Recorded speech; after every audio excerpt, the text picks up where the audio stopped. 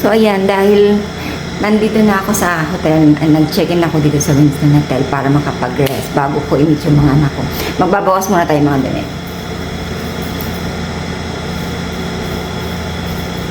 Isa.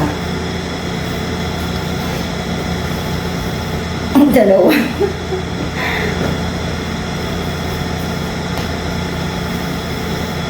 Tatlo. Ang dami ah. Meron pa to eh. Sana. Apat. Di ba ang dami kong damit? Meron pwede pa tumapanloob ko. Tapos, mabukas tayo ng shoes. Masang chineras pala rito. Ow! Mabukas tayo ng shoes. Ayan. At alam mo sa shoes, meron pa dyan.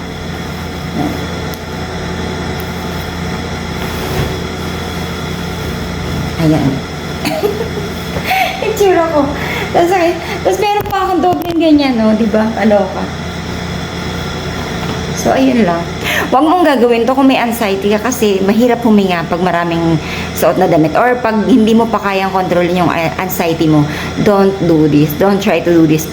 Kasi pagdating sa aeroplano, ang hirap huminga talaga. So, yun lang. Na-share ko lang. Bye! Syukran.